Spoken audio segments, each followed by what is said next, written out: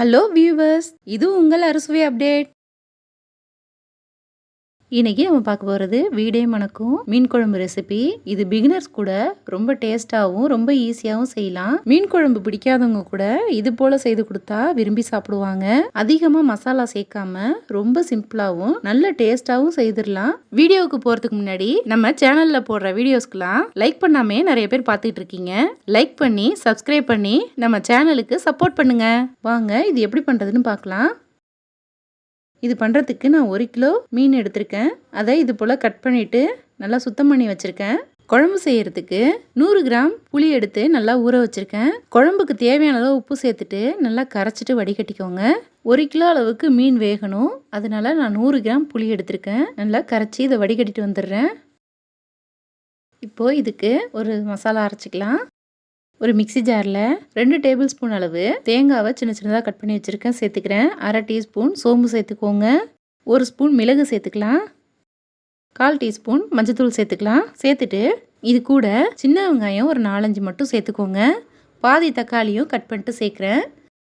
சேர்த்துட்டு கொஞ்சமாக கொத்தமல்லி இலையும் கருவேப்பிலையும் சேர்த்துட்டு இது கூடவே 4 பூண்டு பல்லும் தோல் உரிக்காமல் சேர்த்துக்கிறேன்.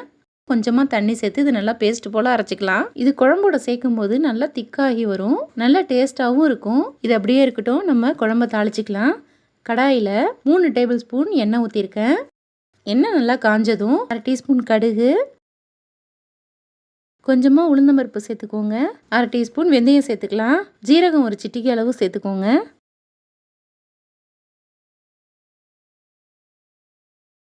எல்லாம் சேர்ந்து நல்லா பொரிஞ்சதும் இது கூட சேர்க்கறதுக்கு 100 கிராம் சின்ன வெங்காயமும் பெரிய வெங்காயமும் கலந்து கட் பண்ணி வச்சுருக்கேன்.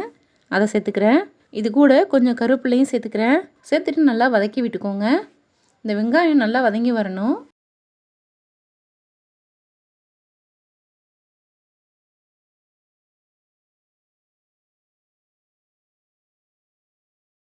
இது நல்லா வதங்கி வந்துருச்சு. இப்போ தக்காளி சேர்த்துக்கலாம்.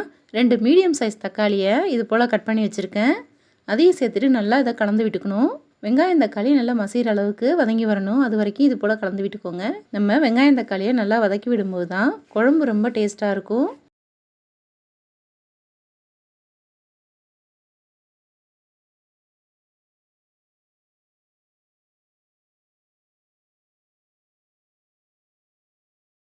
இப்போ பாருங்கள் நல்லா வதங்கி வந்துருச்சு. நம்ம அரைச்ச தேங்காய் பேஸ்ட்டை இதில் சேர்த்துக்கலாம். சேர்த்துட்டு ஒரு 2 நிமிஷத்துக்கு மட்டும் இது போல் கலந்து விட்டுக்கோங்க. இதோட பச்சை வாசனை போகிற வரைக்கும் கலந்து விட்டால் போதும்.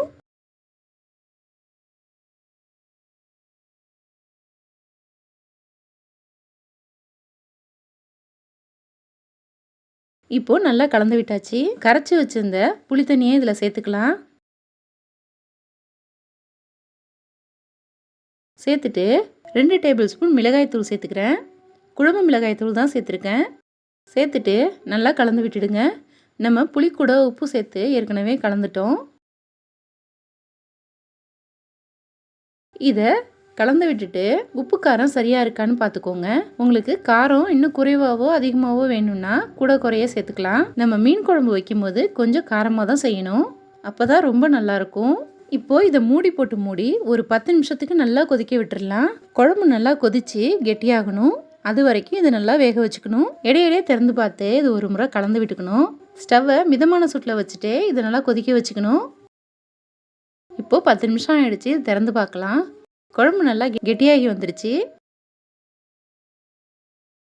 இப்போ இது கூட மீன் சேர்த்துக்கலாம்.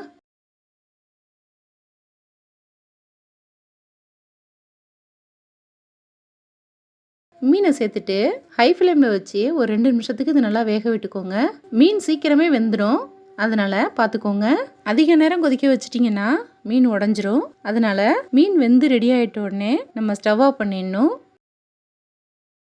இப்போ பாருங்கள் மீன் வெந்துருச்சு.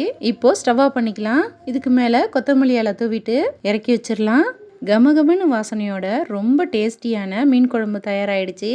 மீன் குழம்பு இன்றைக்கி வச்சு நாளைக்கு சாப்பிடும்போது தான் ரொம்ப டேஸ்ட்டாக இருக்கும்னு சொல்லுவாங்க. இது போல் மீன் குழம்பு செய்தீங்கன்னா இன்றைக்கே காலியாகிடும். இது நல்ல சுவையாக இருக்கும். இது சாதத்து கூட இட்லி தோசை கூட ரொம்ப நல்லாயிருக்கும். இது போல் நீங்களும் ஒரு முறை ட்ரை பண்ணி பாருங்கள். இந்த வீடியோ பிடிச்சிருந்தா லைக் பண்ணுங்கள், ஷேர் பண்ணுங்கள். நம்ம சேனலுக்கு புதுசாக இருந்தீங்கன்னா சப்ஸ்கிரைப் பண்ணிக்கோங்க. தேங்க்யூ.